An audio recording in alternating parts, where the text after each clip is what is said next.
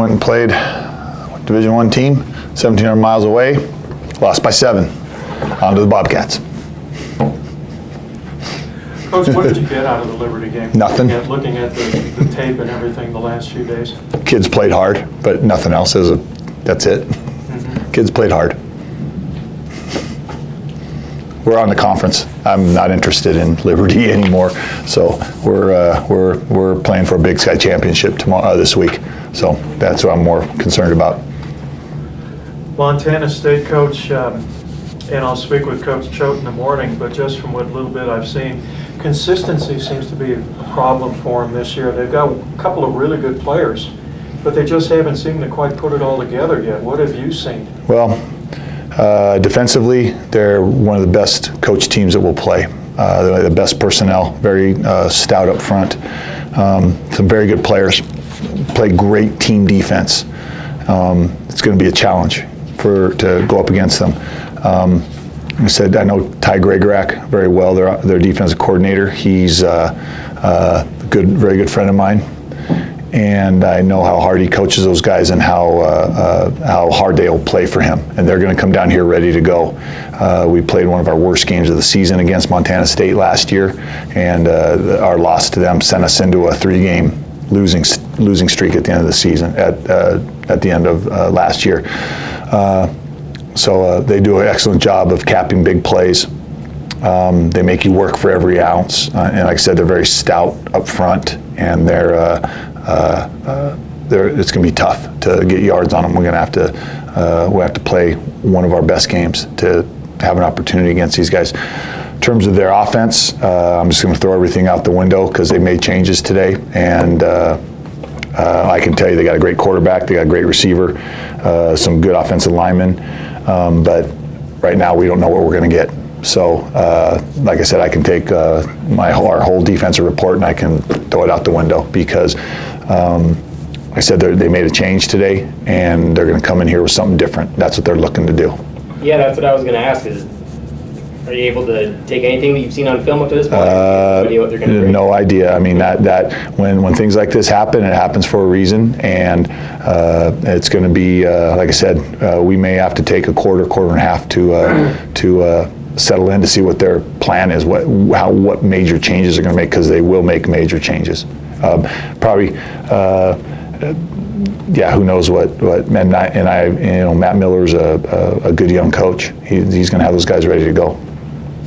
Coach, Troy Anderson is a pretty unique football player. He's a freak. I don't know if he's a linebacker trying to play running back or a running back trying to play quarterback. Can you talk a little bit about him and what he brings to that? You can put him at any position on the field and he would be the best one. That's Troy Anderson. He's an incredible athlete, and that's who he is. Just whatever he is, of the 22 guys out there, he's the best one, and that's you got to contain the guy.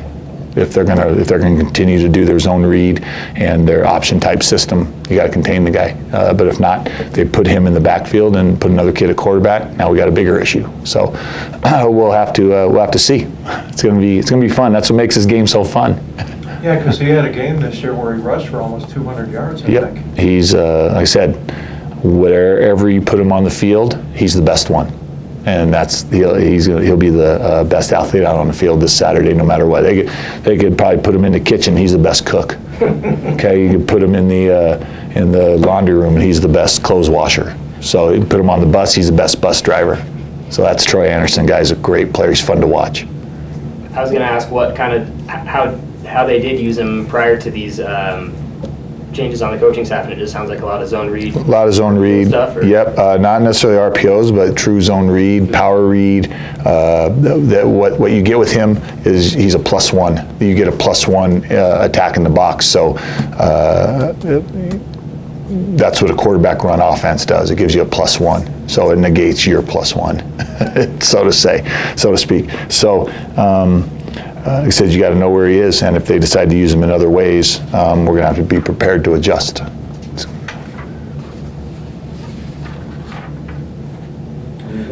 You know, and on defense too, Coach, you were talking about, they're one of the best school defensive players.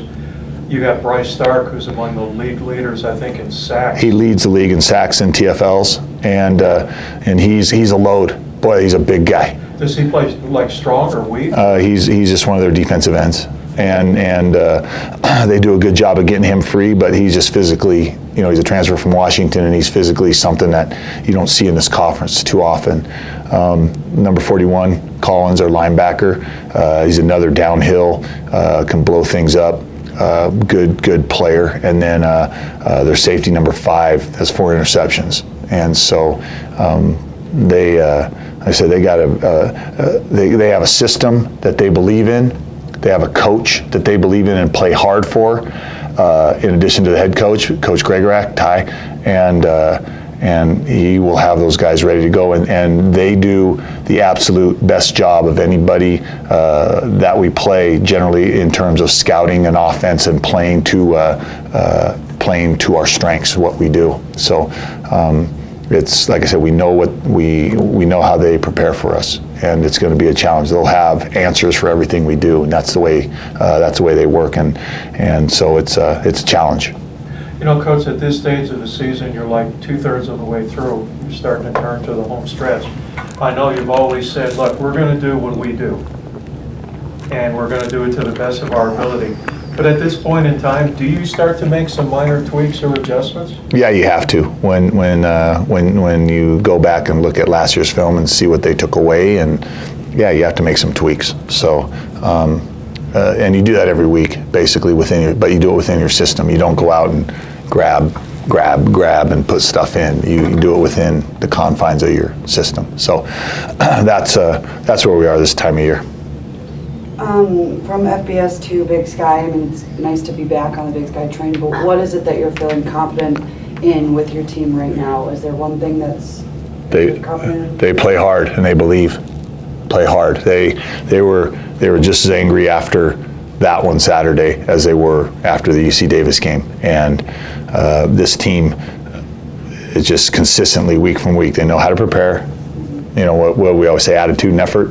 They are awesome with that. Their attitude's great, and they give great effort out there. I mean, they never thought we were out of that thing Saturday, and so it would have been nice to have a week off, like a lot of teams did last week, midway through your conference schedule, but it didn't work out. Do you guys look at where you're at as far as 4-3 with your 4 games left and say we have to win this many to make playoffs? We have to win this one to make the playoffs. That's all we can talk about. If we don't win this one, like I said, we have to win this one, and that's how we're talking right now. We're back playing for a ring now. Last week we took a week off and didn't play for a ring. We're playing for a ring now, and we're playing for a chance to have another game at the end of the season.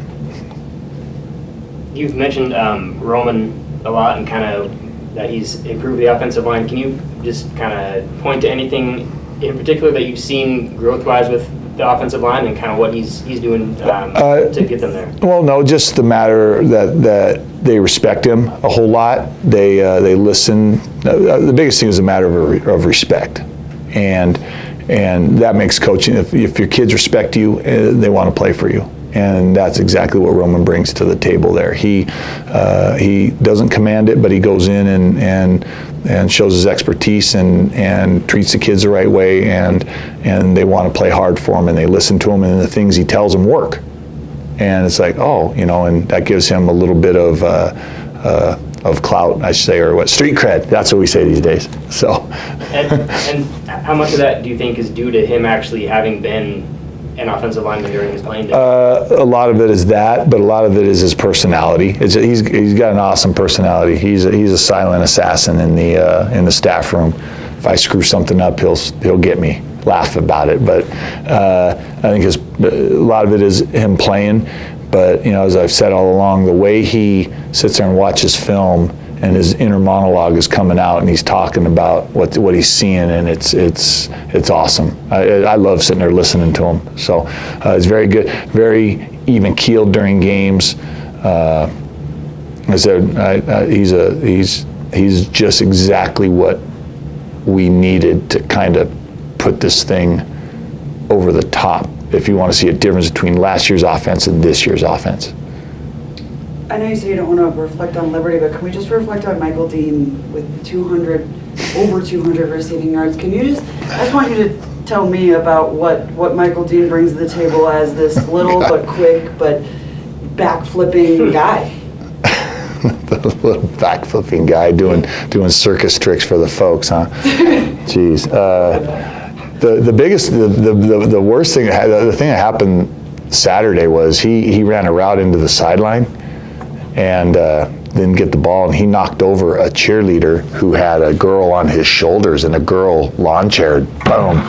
And I saw it on film. I was like, oh my God, we're lucky she was okay. But I don't know. He's who he is. You know, I don't know what it is about him, but he is who he is. You know, you put him a running back. He loves playing running back. You put him he probably thinks he should be playing quarterback. You know, he just enjoys.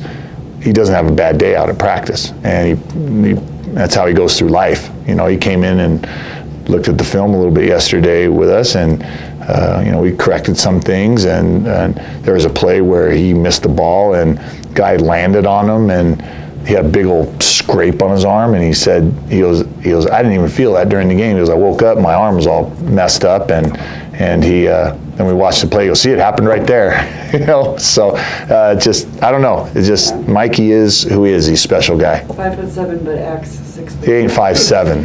5'6"? Trey Bell's 5'7". Okay, Mikey's 5. I don't know what. So, well, yeah, 5. I think he's 5'5". What I was getting at is he's small, but he acts large. That's all. No, he doesn't, because there was a couple balls thrown too high and he couldn't get to. So no, he's small and he is small. You're right. In the end zone, he didn't reach it. Oh man. Anyways, no, Perfect. that's what I said. I enjoy. I think he was just named Big Sky. I mean, Coach Mike Farrer just came and told me he was a Big Sky Player of the Week. It's like, jeez. So, I said I'm proud of him, and I don't know. He is who he is. It's weird. I can't explain it. So, Awesome. Everyone loves Mikey. And Everyone. I was just going to say, as far as your offense as a whole, I mean, you've said over the course of the season, like, this offense is playing as it should be. I mean, at what point in your years here did you kind of see these weapons and think, this is what? When I first got here, I knew we had the ability to do it. So it's just a matter of consistency and teaching them a system and doing that system over and over and over. It's just like option football. It's like Air Force, like Cal Poly. When you do, what do you do the first day? You come out and read the 3 technique for the dive, and that's what they do. Well, what we do is what we do, and that's just from day one. It hasn't changed, and from March 30th, it hasn't changed. It's, maybe there's some things taken out and something put in, but in terms of drastic, major changes, there hasn't been any. And so the guys know the consistency is key like that, and that's you got to learn and build on experiences so you can draw from them later on. Okay, remember when this happened? Okay, well, we're using it this week. Okay, I get it. Rather than installing a new offense or 75% new offense every week. We don't do that. We install maybe 2 plays that are new, that might take advantage of the defense. But other than that, we have a system, and that's what we do. And so what does that say about Mike Farrer and kind of where he's come as a play caller, and also your athletes for kind of adjusting to all the changes they've gone through in the last 3 or 4 years? Yeah, Mike, when we hired Mike, my comment was it was the most seamless transition, and that's what it was. It was just the most seamless transition there was, and he's, he laughs and jokes about the way we call some of the things. He'd probably like to call it in his own terminology, which is easier for him, but he did a great job of coming in, and there's a lot of carryover from what he did in 2014, him and Matt in 2014. So there's some carryover there. But so he had a base, and then he's done an excellent job of making that transition it was seamless. Done a good job. He's done a real good job this year. Him and Coop both. So Coop's seen some wild offenses. I mean, I don't want to be a defense coordinator in this conference. I mean, anyways, it's this conference offensively is ridiculous. So it's not the Big Ten where we line up in the eye. Wishbone. I mean, I think our offense is moving really well right now. We put up over 600 yards of offense. I mean, it didn't come out the way we expected, but can't complain with 600 yards of offense. So I think our offense is really clicking right now. We feel good. We're comfortable. Everything feels good on that side. You know, Coach had mentioned before you got here that, like with the UC Davis game, and this is a measure of progress, you said you guys were upset afterwards. You said the team thought they should have won that game. Oh, yeah. Like, just watching film throughout the week, we felt we had a great chance. Flying out to Virginia is tough. That's a 4-hour flight, different time zone. We didn't try to, say that was the reason why we lost, but we felt we had a great chance at taking down an FBS team. 210 yards, man, that is nuts. So how are you feeling that day? What was working for you? Was Tanner working for you? Were your legs what was working for you on Saturday? I honestly don't know. I was kind of surprised because I didn't even think I had that many yards, and then because I mean we don't really pay attention to that. I knew I had some big yards after catch, and then I saw the stat sheet and I was like, wow, that's a lot. But just Tanner just trusting us, putting the ball where it has to be, let us go catch the ball. I think that's what's going best for us right now, just trusting Tanner. Okay. I don't know, Mike, if you've had a chance yet, because you guys haven't really been to practice or anything yet. Coach was talking about Montana State and their defense. He says it's one of the most sound, fundamental, best defenses in the Big Sky Conference. Have you seen anything out of their defense yet? Have you looked at any kind of tape? Not yet. I haven't really, but just going off last year, very sound. Those guys are good. So I'm actually looking forward to this game after kind of what happened last year. So pretty excited. Blah, blah, blah, I forgot what I was going to say. I really had a question in my head. I forgot what I was going to say. So if anyone wants to jump in front of me. Yeah, I guess I'll just ask, what do you kind of make of this offense this season? And you guys are on kind of a pace to break a lot of school records as far as numbers. I mean, yeah, what are your thoughts on just how everything's working right now? It's fun. It's honestly so much fun just going out onto the field and be like, oh yeah, we're going to score this drive. Like there's never a doubt in our minds. Like even if we go 3 and out, it's like on first down, we know potentially we could score every single drive. Just going out into the field, trusting the quarterback, trusting the 2 backs, and then trusting the line especially. They've been doing awesome. And then just having other receivers as well that can make plays. It's just fun having that chemistry out there where everybody knows that we can score when we want. Yeah, and watching those 2 backs, when you watch them during games and during practice, what do you sort of see, and what kind of attributes? Oh, those guys. Those guys are so strong. Like a lot of people know they're strong, but until you see them in the weight room, just doing stuff that's like, wow, that's mind blowing. Like I wish I could do that. But yeah, I'll just run a route and then I'll turn around and then there goes Ty or there goes James, and you're like, those guys are powerful. Like I would not want to be a safety on the other team. Does the offense sometimes, Mike, have a video game feel to it? Yeah, it's fun. You're just like, we can do what we want. Yeah, and I mean, I think just when we're clicking and it's going good for us, it is like a video game. Just run a route, throw the ball, just catch and go score. It's fun. What I was going to ask is, does earning Big Sky Offensive Player of the Week mean anything to you? I mean, yeah, but I'm more in tune for winning. So whatever I can do to help out the team, and as far as winning, it's a cool accomplishment. I think it's awesome, but I'm more excited for winning. Right. Good. I want to ask you about Mike Ferreter, and kind of, I know that he's brought certain wrinkles and certain things, but what, as far as his style of coaching, or leading you guys? I mean, what has he brought different than maybe you've had in the past year? I think almost like, I want to say like more gutsy type plays, just going for it. There's been some fourth downs where we're just like, let's go for it. And I love that aspect. Just calling some more gutsy plays and just waiting for the big play, just going for the big play, you know? Yeah. I think that's fun. It's fun for us. Does he call more vertical, downfield type stuff, Mike, compared to maybe in the past? I think it just kind of depends on the situation. If our run game's going great, like, we don't have to call those Right. verticals. But I think it's just kind of situational on that. But yeah, it seems like it. We have a lot more like big play opportunities. Some plays. Yeah.